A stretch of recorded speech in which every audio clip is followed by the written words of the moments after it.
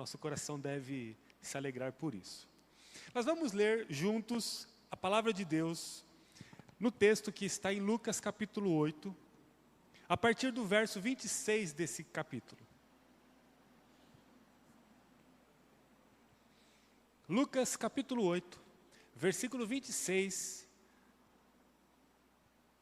nós leremos a Sagrada Escritura que nos diz assim: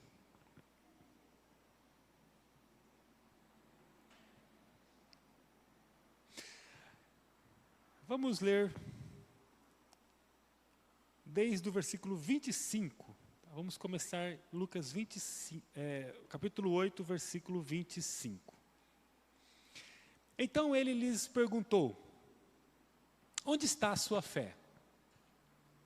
Admirados e temerosos, os discípulos diziam entre si: quem é este homem? Quando ele ordena, até os ventos e o mar lhe obedecem. Então chegaram à região dos Gadarenos, do outro lado do mar da Galileia. Quando Jesus desembarcou, um homem possuído por demônios veio ao seu encontro. Fazia muito tempo que ele não tinha casa, nem roupas, e vivia num cemitério fora da cidade. Assim que viu Jesus, gritou e caiu diante dele. Então disse em alta voz: por que vem me importunar, Jesus, filho do Deus Altíssimo? Suplico que não me atormente. Pois Jesus já havia ordenado que o espírito impuro saísse dele. Esse espírito tinha dominado o homem em várias ocasiões. Mesmo quando era colocado sob guarda, com os pés e as mãos acorrentados, ele quebrava as correntes e, sob controle do demônio, corria para o deserto e ali ficava. Jesus lhe perguntou: qual é o seu nome? Legião, respondeu ele, pois havia muitos demônios dentro do homem. E imploravam que Jesus não os mandasse para o abismo. Ali perto, uma grande manada de porcos pastava na encosta de uma colina. E os demônios suplicaram que ele, Jesus, os deixasse entrar nos porcos. Jesus lhe deu permissão. Os demônios saíram do homem e entraram nos porcos, e toda a manada se atirou pela encosta íngreme para dentro do mar e se afogou. Quando os que cuidavam dos porcos viram isso, fugiram para uma cidade próxima e para seus arredores, espalhando a notícia. O povo correu para ver o que havia ocorrido. Uma multidão se juntou ao redor de Jesus e eles viram o homem que havia sido liberto dos demônios. Estava sentado aos pés de Jesus, vestido e em perfeito juízo, e todos tiveram medo. Os que presenciaram os acontecimentos contaram aos demais como o homem possuído por demônios tinha sido curado. Todo o povo da região dos Gadarenos suplicou que Jesus fosse embora, pois ficaram muito assustados. Então ele voltou ao barco e partiu. O homem que tinha sido liberto dos demônios suplicou para ir com ele. Mas Jesus o mandou para casa, dizendo: volte para sua família e conte a eles tudo o que Deus fez por você. E o homem foi pela cidade inteira, anunciando tudo o que Jesus tinha feito por ele. Amém? Eu presumo que você já conhecia essa história, uma história que relata um contato de Jesus com um homem possuído por muitos demônios. E eu gostaria de revisitar esse texto, que já utilizei para pregar algumas vezes ao longo desses 12 anos que estou aqui falando nesse púlpito, para que o Senhor nos falasse mais uma vez a respeito dessa experiência. Eu tenho certeza que existem alguns temas que nós precisamos revisitar sempre. Existem algumas coisas que precisamos reafirmar ao nosso coração sempre. Sabe aquela coisa do óbvio? Aquela coisa que a gente sempre faz, repetidamente para que o equilíbrio seja presente em nós. Certamente falar sobre o encontro com a graça é um tema que precisamos reconsiderar o tempo todo na nossa trajetória cristã. Amém? Você pode mais uma vez orar comigo? Deus está olhando para você agora. Você está aqui, você talvez veio de longe. Você se reúne com a igreja nesse momento para receber algo especial que Cristo tem para você. Você já o adorou, você já tem exaltado, enaltecido o nome soberano de Jesus. E nesse momento, com a palavra aberta, Ele vai falar ao nosso coração mais uma vez. Se você está em casa agora, em nome de Jesus, dê um grito de autoridade aí e coloque em ordem a sua casa, para que você possa com reverência receber aquilo que Jesus tem para lhe oferecer. Ó Deus amado, Tu és o centro desse encontro. Somente a Tua palavra tem validade, autoridade e poder para tocar em nossa vida e nos transformar. Nos colocar de um eventual lugar de tristeza para um lugar de alegria. Tu és o Deus que reabilita a nossa vida. O Senhor fortalece o nosso coração. O Senhor nos dá o brilho que o pecado apaga. O Senhor nos dá a convicção que o mundo luta para tirar de nós. Com poder e graça, Senhor, nós evocamos a obra de Jesus neste lugar. Suplicamos a Ti que haja um movimento que jamais poderá ser gerado por nossas forças, mas que do céu o Senhor possa nos falar poderosamente, a partir da experiência de Gadara, mais uma vez ao nosso coração. Suplicamos por Teu favor e pelo impacto da Tua presença em nós. Em nome de Jesus. Amém. Amém. O maior poder operante no mundo advém da graça de Jesus, o Senhor do mundo. Essa semana estava preparando o material que nós usaremos nos próximos dias com os nossos núcleos discipuladores. E eu enchi meu coração ali ao ler a Bíblia e visitar as experiências que revelam o poder de Jesus. Ao pensarmos sobre família, e pensaremos sobre família nos próximos dias, no discipulado, olhamos para Jesus e vemos aquele que pode colocar em ordem todo o cenário familiar. Olhamos para o mundo, vamos falar sobre o mundo bastante nessa próxima etapa da jornada. Jesus, Ele tem todo o poder para soprar vida em qualquer existência morta que paira no mundo. Jesus é o Todo-Poderoso. O poder mais forte que existe, o Todo-Poderoso, Ele está no céu, governando do seu alto trono. E esse poder está nele.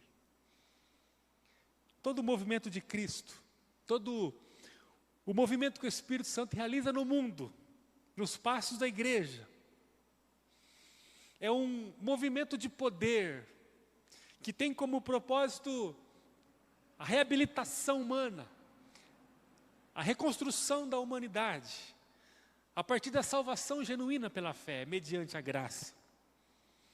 O texto que nós lemos fala de Jesus chegando com a sua equipe apostólica na região dos Gadarenos, ministrando a graça redentora, ministrando o poder absoluto de Deus por meio da sua autoridade. Jesus chega na região dos Gadarenos e, segundo o texto ali, ele se encontra com esse homem possesso, escravizado. A cidade de Gadara, especificamente, ficava na Transjordânia. Era uma região que ficava entre duas grandes potências, duas importantes cidades da época. A primeira era o Egito e a segunda, a Síria. Gadara, na Transjordânia, ficava bem no meio dessas duas importantes cidades. E essas regiões, melhor, esses países, eles viviam em constante guerra. A história diz nessa época que Gadara estava entre duas potências, dois países muito fortes, que estavam o tempo todo se guerreando. Então, a cidade de Gadara era uma cidade que vivia no meio de uma grande confusão. Pensa numa cidade atordoada, Gadara. Não é porque ela por si só gerava muita confusão, é porque ela estava bem no meio do fogo cruzado, entre o Egito e Síria. Esses países olhavam para o outro com ira, com raiva, com retaliação, com briga, e no meio deles estava a pobre Gadara.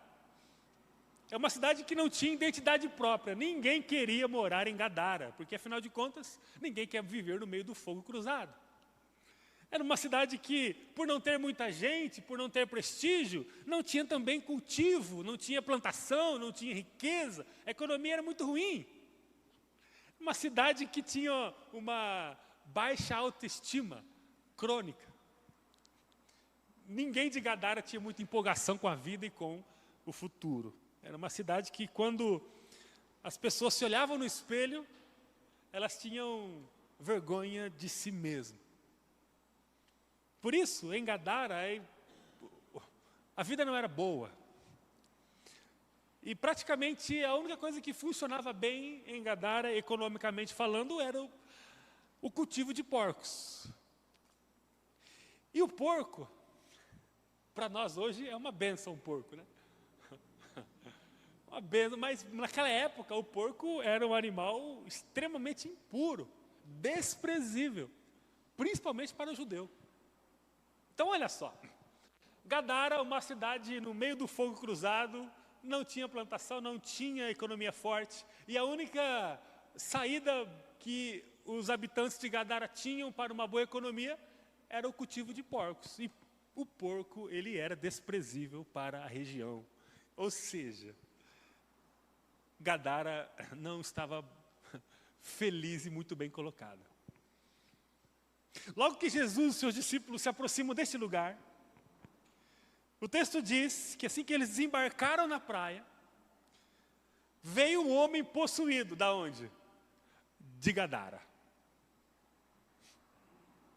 O homem poderia vir numa boa condição, feliz, equilibradamente, para somar com a equipe de Jesus? Não, não de Gadara. Como esse homem estava? O texto diz, representando muito bem a cidade de Gadara. Ele não tinha casa, não tinha uma liberdade de raciocínio próprio, ele era escravizado. O texto diz que ele não trocava de roupa há muito tempo. Olha o cenário do homem. Olha a vida do homem. O lugar que esse homem mais vivia era no cemitério, mesmo ainda tendo vida. O texto diz que ele vivia no cemitério que ficava na parte externa da cidade de Gadara. Resumindo, o homem não tinha família, o homem não tinha bem algum, não tinha riqueza, não tinha socialização, ele não tinha, na verdade, nada a não ser uma roupa maltrapilha e um cemitério para dormir. O texto diz que esse homem, ele era possuído por uma legião de demônios. Então, ele representava bem a sua cidade. E ser possuído por uma legião de demônios é ser possuído por muitos demônios. Se você não conhece a expressão legião, ela tem a ver com um grupo muito grande de soldados. Era uma expressão utilizada muito, inclusive, no exército romano. E era equivalente a um grupo de 6.000 soldados. Então, esse homem ele era possesso por uma legião de demônios. Ele era totalmente escravizado, ele era cercado por todos os lados. Ele não tinha força, brilho, liberdade para construir a vida, a não ser viver escravo. E o texto diz que esse homem, ele teve a sua vida roubada de si mesmo, por esses demônios. E diante desse cenário tão triste desse homem, desse lugar tão miserável, Jesus se aproxima com os seus discípulos. Extraordinário isso, né? Jesus é encantador. Quando ele se aproxima com os seus discípulos, toda a estratégia maligna, não importa o tanto de demônios, não importa o lugar, não importa o cenário da vida, Jesus ele chega e tudo se submete à força da sua graça poderosa. A Bíblia diz que quando Jesus se aproximou desse homem, ele o libertou. Tem algumas coisas que eu quero destacar quando nos encontramos com a graça. Você já encontrou a graça de Jesus? Não é uma pergunta simples de responder, embora pareça ser. Porque encontrar-se com a graça de Jesus implica em algumas coisas, que não são simples. Eu quero que você anote a primeira delas.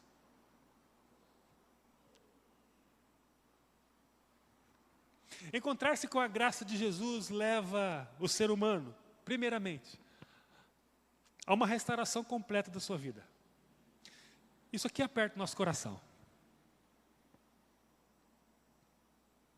Porque no decurso da vida nós somos inclinados a alimentar alguns vícios domésticos do próprio coração. Vícios que são como aqueles afetos de estimação que nos faz bem e que a gente sempre procura preservar. Eu posso afirmar a você e a mim que Jesus não veio apenas para alcançar parte do ser humano. Jesus não está interessado em parte da sua vida. Jesus veio para alcançar o homem todo, com todas as suas implicações. O seu emocional, o seu psiquismo e a sua espiritualidade. Jesus quer pegar o ser humano com a sua graça poderosa e revitalizá-lo integralmente. Quando uma pessoa chega até Jesus, ou quando Jesus chega até uma pessoa, começa-se uma caminhada de restauração integral.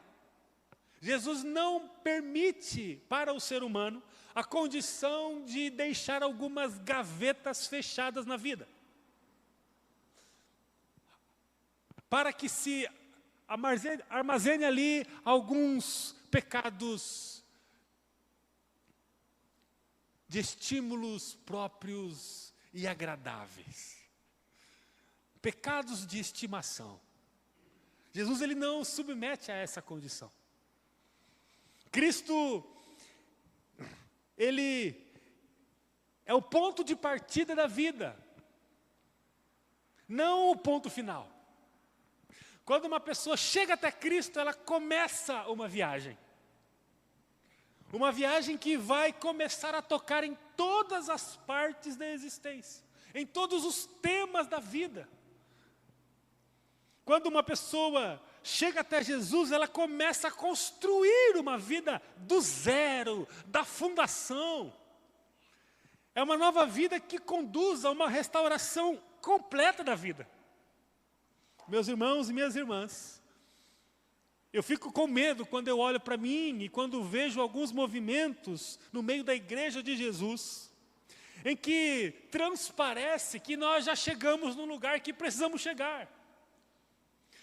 E essa posição, ela não é reafirmada com um pronunciamento de palavras, mas com um pronunciamento de atitudes. Parece que o cristão, em alguns momentos, ele se acha tão bem que ele para de buscar o crescimento, o fortalecimento, o aperfeiçoamento que Jesus precisa fazer. Por quê? Porque ele precisa tocar integralmente na vida. E Jesus não toca integralmente na vida de um dia para a noite, num estalar de dedos. A vida ela vai se consumir inteiramente num processo contínuo e ascendente de transformação.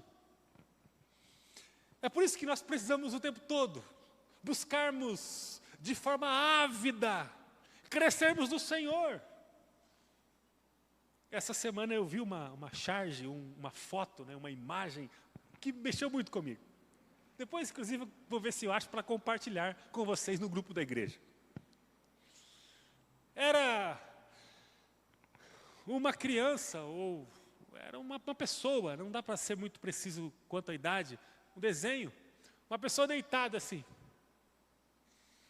E um livro estava apertando essa parte central do corpo da criança, ou da figura da pessoa ali. Sabe quando se faz uma massagem cardíaca? E você aperta ali, essa divisão aqui dos pulmões, essa parte respiratória do corpo. E ali o livro ficava apertando, enquanto apertava, saía da boca daquela figura um monte de sujeira, imagens, redes sociais, televisão, músicas, Instagram, Facebook, YouTube, TikTok, e nem sei mais o que tem. É como se a leitura fosse purificando as nojeiras que entram o tempo todo na vida do ser humano nos dias atuais, com um nível de velocidade assustador. E nós precisamos entender que no processo de purificação da nossa vida, Deus derramará sobre nós, à medida em que buscarmos uma leitura saudável, a palavra, a devoção, leitura de bons livros. Um livro custa de 20 a 30 reais, livros de qualidade, livros que foram escritos por pessoas consagradas, que se debruçaram em cima de pesquisas, de releituras, coisa tão rica, livros, podcasts, áudios, vídeos, tanta coisa com tanta qualidade, que precisamos acessar o tempo inteiro, para que a nossa vida seja tocada nas mínimas coisas, nos assuntos mais pormenorizados, naqueles temas mais escondidos. Eu fico pensando, será que o Senhor está tocando na nossa vida integralmente? No caso do homem de Gadara, ele passou a ter uma restauração completa da sua vida. Não sei o que você precisa hoje, mas eu quero que você saiba que quando encontramos a graça de Jesus, toda a nossa vida passa a ser tocada. E nós temos que buscar mais isso. Queridos, nós temos que ser mais decididos a buscar o crescimento, para que a nossa vida integralmente possa ser tocada. Eu lhes pergunto, como que está a sua vida bíblica? Uma das razões que tem feito eu tomar remédios, eu sempre brinco que algumas miligramas do meu corticoide tem a ver com alguns temas da igreja. E um dos temas é que eu às vezes olho para a igreja e vejo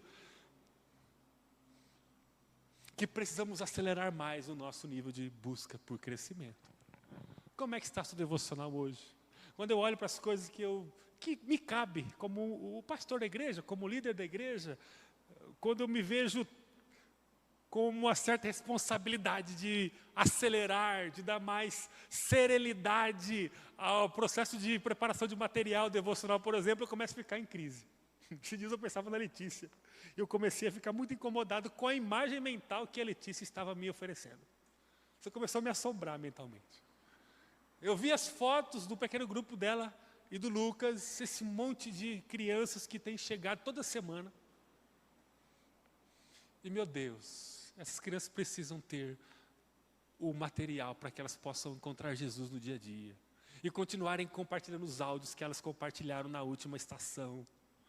Elas precisam ouvir que Jesus é o Senhor da vida e que pode mudar o coração delas para sempre.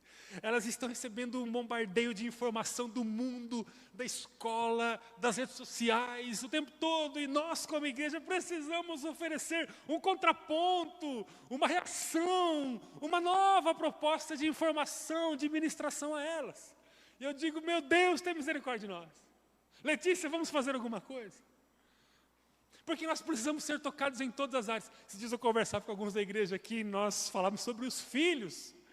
Jesus amado, nós precisamos urgentemente termos o nosso grupo continuamente olhando para a educação, para o amor aos filhos, para o cuidado, o jeito de falar, o exemplo, a ministração, porque nós não temos informação como nós deveríamos ter diante das demandas desafiadoras que a educação nos traz.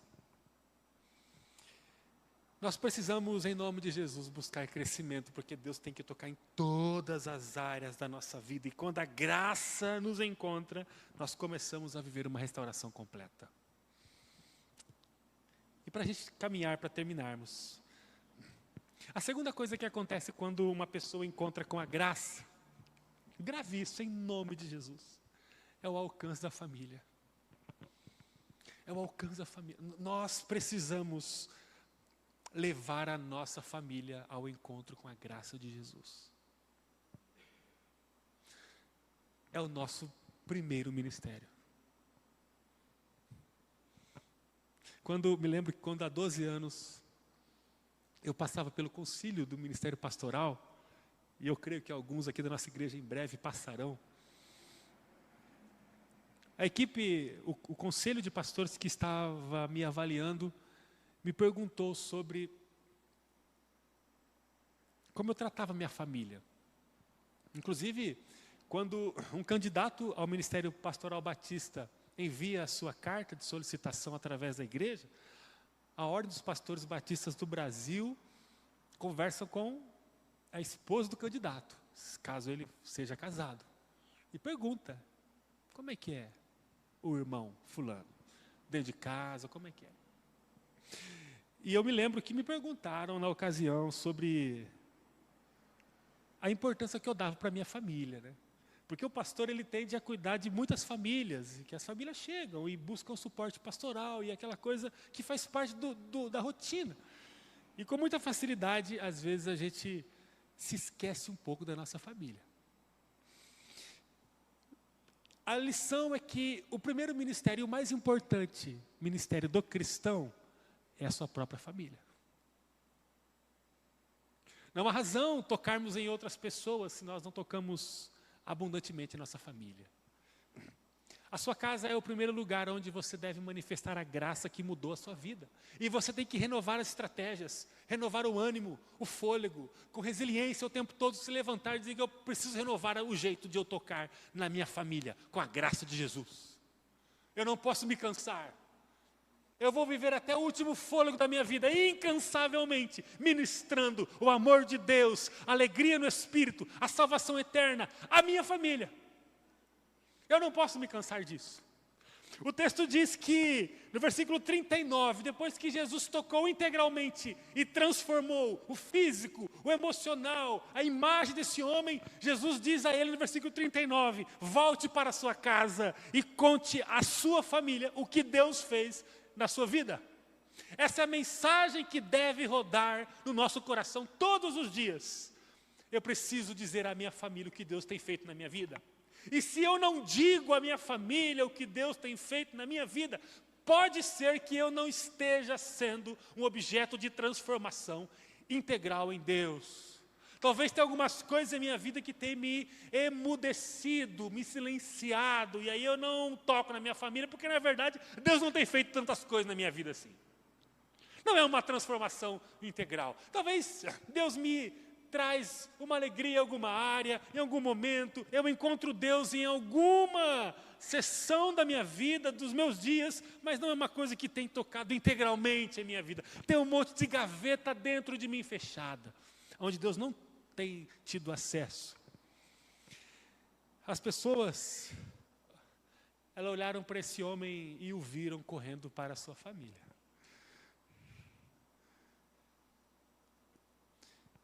Há pessoas que dizem que não é fácil viver em família, e que toda família é difícil. Se por um lado é difícil viver em família, e toda família é difícil, é impossível viver sem a família. E como é difícil quando perdemos alguém da família. Como é difícil. Hoje pela manhã estávamos num café com toda a equipe de integração da igreja, a liderança da igreja, que vai cuidar da integração. E enquanto estávamos ali orando, conversando, tomando café, uma conversa maravilhosa, o telefone toca e diz que uma tia-mãe Sabe a tia-mãe? A tia que tem um papel de mãe. Uma tia-mãe havia acabado de falecer. Do irmão Zé. O irmão Zé é esposo da Fábio. Estávamos ali como liderança com outros casais e naquele momento de euforia, empolgação com o projeto, que vai sair do papel a partir da próxima semana, a gente recebeu a notícia. E uma senhora que tem para o Zé um grande significado. E foi chamada pelo Senhor aos 89 anos. Viveu bem, né? Mas a dor é enorme. Perder alguém nessa idade é uma dor muito forte. Porque a família é um lugar que mexe com a gente, merece todo o nosso investimento, toda a nossa energia, toda a nossa consistência. O texto diz que ele saiu e correu para dizer o que a graça de Jesus fez em sua vida, primariamente no meio da sua família. E a terceira e última coisa que o texto diz é que ao encontro da graça, esse homem passou a ser impelido para testemunhar ao mundo que Jesus havia feito em sua vida. Jesus não nos alcança para ficarmos correndo no meio da multidão escondidos, mas Ele nos alcança para sermos uma luz na multidão. Aqui Jesus revela um fato muito importante, eu quero terminar com isso. Jesus, quando Ele diz a esse homem para testemunhar para o mundo aquilo que ele havia recebido, Jesus ensina o que é uma pessoa ser abençoada. Jesus ele está falando aqui que uma pessoa abençoada não é aquela que recebeu uma bênção do Senhor. Interessante isso, né? Jesus aqui está dizendo que uma pessoa se torna abençoada não quando a bênção chega nela, mas quando a bênção passa por ela. Receber a graça redentora de Jesus, transmiti-la urgentemente à família e ao mundo, é uma expressão celestial do que é ser abençoado. E eu já usei esse exemplo do passado e quero novamente usá-lo. Vamos supor que eu esteja precisando de uma bênção de Deus. E para ficar bem fácil, vamos imaginar que essa bênção é um pouco de água potável. Eu estou sedento e o que Deus pode me dar como bênção é um pouco de água. Então eu começo a orar ao Senhor. Deus, olhe para mim, abençoe o teu servo, tenho ido ao culto, vivo na tua presença, Senhor, venha sobre mim. A Bíblia diz que se eu não desistir, se eu profetizar, o Senhor vai me ouvir, se eu persistir na oração, o Senhor vai me atender. E aí eu continuo, Senhor, abençoe a minha vida, abençoe a minha existência e me dê água. Até que por alguma razão, a minha bênção chega.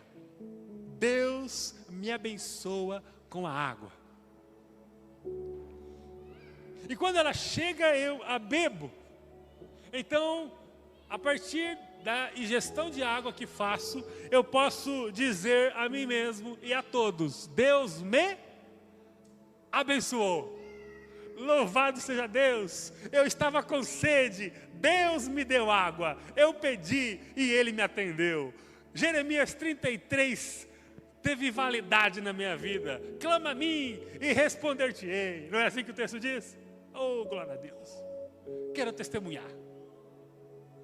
E aí no meu pequeno grupo, no meu Facebook, no meu Instagram, eu testemunho. Eu precisei de água, clamei a Deus e Deus me deu. Louvado seja Deus. Essa é a definição de bênção que nós temos. Não tinha um carro, orei, Deus me deu. Louvado, quero compartilhar com você a minha bênção. Eu sou um abençoado, Deus me deu. Mas o que Cristo está ensinando aqui não é isso. Quando olhamos para a experiência de Gadara, Deus está falando de um jeito que supera essa compreensão. Jesus ensina para o gadareno que ser abençoado é mais do que receber alguma coisa para si próprio. O gadareno poderia dizer: Senhor, eu estava no cativeiro do maligno, eu estava acorrentado por correntes físicas, inclusive, que os civis de Gadara colocavam em mim, porque eu era terrível, eu atormentava todo mundo.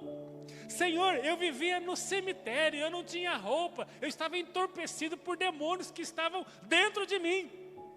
Ele poderia dizer que a partir de Cristo, ele se tornou abençoado, porque ele foi liberto da escravidão física, as correntes foram tiradas dos seus punhos, ele passou a ser lustro, porque a legião de demônios saiu de dentro dele, ele saiu do cemitério, foi para o centro de Gadara, recebeu roupas novas. Ele poderia dizer: eu sou abençoado, Jesus me abençoou. O gadareno poderia dizer que agora ele era alguém liberto e extremamente cheio da bênção de Deus. Se você quer ser abençoado, você precisa aprender com essa experiência a não viver apenas em volta das coisas que Deus dá a você. Foi isso o que Cristo ensinou para o gadareno com a ordem: vai para a sua família e vai para as multidões. Jesus está mostrando que eu e você, nós somos abençoados quando nós estamos conectados com o mundo e com a nossa família, a partir de uma consciência e de uma postura que revela o que nós recebemos do Senhor. O abençoado é aquele que pega o que Deus dá para ele e transmite incansavelmente, em doses grandes e fortes, na sua família e para o mundo, o que Deus fez. Por exemplo, eu não sou necessariamente abençoado quando recebo a água e a tomo. Segundo a compreensão de Jesus, eu sou abençoado quando eu recebo a água, tomo um gole dela e compartilho a água com outros tantos sedentos que estão ao meu lado, inclusive a minha família. Há pessoas sedentas em nossa volta. Nós não podemos pegar a água que Deus nos dá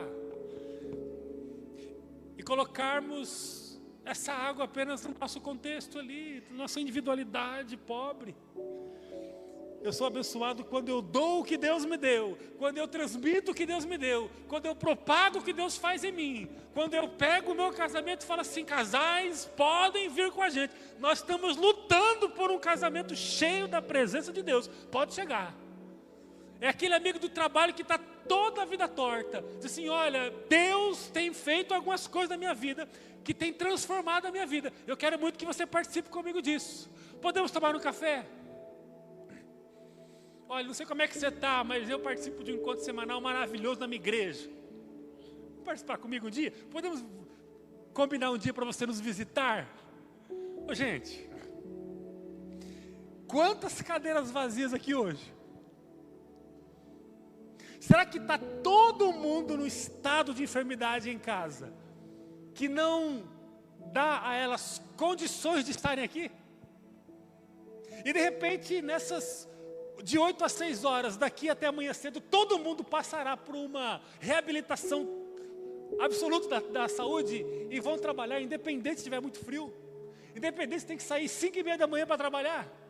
A questão é, será que nós não estamos com a nossa vida tão fortemente propagando o que Deus tem, compartilhando da água que Ele nos tem dado, porque na verdade nós não estamos tão empolgados assim com a água que Deus tem nos dado. É como se eu não estivesse tão cheio do que Deus tem feito em mim, que não está dando para transbordar, nem sobre a minha família, e tampouco quanto quem está próximo de mim. Porque à medida que eu e você, nós, começarmos a buscar a presença de Deus numa restauração completa da nossa vida, nós vamos pegar nas mãos de pessoas e vamos levá-la para o nosso pequeno grupo, para o nosso núcleo e para a celebração dominical.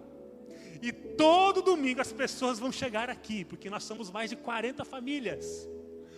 Todo domingo alguém vai estar aqui, inclusive nós, porque temos uma aliança para receber as pessoas que chegarão aqui. Percebam que Jesus ensina que ser abençoado significa quando eu pego aquilo que Ele me dá e transmito para outras pessoas. Nós precisamos alcançar as pessoas que estão à nossa volta. O texto diz, no versículo 39, e o homem foi pela cidade inteira, anunciando tudo que Jesus havia feito para ele. Versículo 39. Quando encontramos a graça de Jesus, nós passamos a ter uma metamorfose, uma transformação de mente integral. E essa transformação, ela vai mexendo com a nossa vida, e imediatamente, e não é depois que fazemos o curso, os 100 dias de discipulado, o primeiro ano de escola bíblica, não é depois. Imediatamente saímos e corremos para a nossa família, e nós dizemos a ela reiteradamente: tenha uma vida magnífica na presença de Jesus. E essa vida nossa, ela transborda para além da nossa casa e começa a alcançar todo mundo. Que Deus nos abençoe, amém? Queridos irmãos, nós temos um encontro com a graça. E se de fato você o tem, eu peço para que você viva todos os efeitos desse encontro. Quero orar com você mais uma vez. Você pode, junto comigo, clamar a Deus. Você pode fazer uma sondagem no teu coração agora. Você consegue ter temor no teu coração para uma autoavaliação. Você tem sede de Deus a ponto de derramar o teu coração diante dEle. Arrependido, com um desejo ardente de ter a sua vida integralmente tocada. Você deseja abrir todas as gavetas do teu coração, dizer: Senhor, tem acesso a todos os compartimentos da minha vida. Senhor, sonde o mais profundo das minhas intenções, da minha alma. Você tem desejo de buscar incansavelmente e numa intensidade maior, com uma frequência maior, a presença de Deus. Quanto tempo faz que você não abre a sua Bíblia para um tempo de oração e de devoção? Foi hoje? Louvado seja Deus. Foi ontem? Louvado seja Deus. Já tem alguns dias. Em nome de Jesus, abra os teus olhos. Abra os teus olhos. Comece a buscar, em nome de Jesus, uma intensa e acelerada busca. Renove-se diante do seu compromisso de buscar integralmente Deus, em nome de Jesus. Comece a olhar para si agora e diga: Senhor, eu preciso me lançar com mais intensidade na Tua presença. Eu preciso que o Senhor toque nas áreas da minha vida que precisam de restauração, de aperfeiçoamento, de cura. Eu preciso que o Senhor me liberte de algumas coisas que estão escondidas em mim e que às vezes são expostas em mim. Senhor, em nome de Jesus, cura a minha vida. Vamos clamar a Deus por cura nessa noite. Clame a Deus por cura nessa noite. Clame a Jesus. Você está diante da graça de Jesus. Jesus pode curar a sua vida. Ele pode curar a minha vida. Ele está aqui ministrando sobre nós. Seja curado por Jesus. E à medida que Jesus tocar em você, você poderá ministrar com mais clareza a tua família, a obra que Jesus tem realizado em você. Você não é abençoado e não será abençoado como Jesus deseja abençoar você, se você restringir o movimento de Jesus apenas em você. Se você restringir a graça de Jesus apenas em você. Ser abençoado não é receber algo de Deus e adormecer esse algo em si mesmo. Ser abençoado significa receber de Deus e compartilhar com a família e com o mundo. Você é abençoado. Você precisa ser mais abençoado. Em nome de Jesus. Em nome de Jesus, a começar em mim.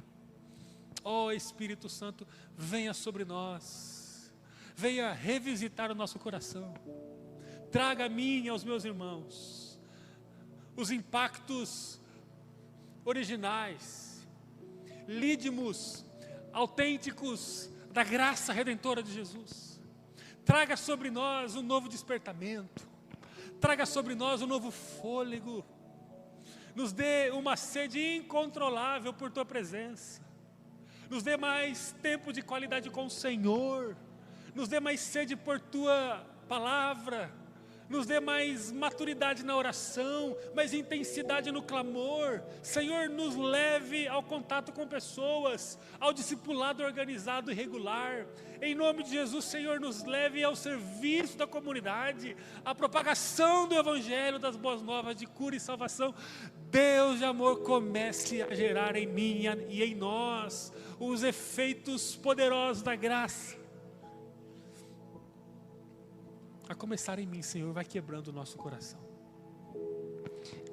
Vai quebrando o nosso coração e vai nos colocando neste lugar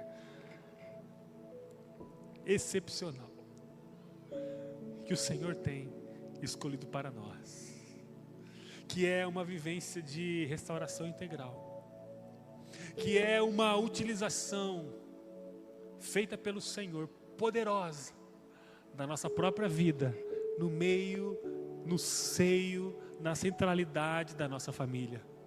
Deus de amor, use a nossa vida no meio da nossa família. Use a nossa vida com ousadia, com unção, com poder, com virtude do céu, gerando sinais e prodígios de restauração, milagre e salvação no meio do nosso lar.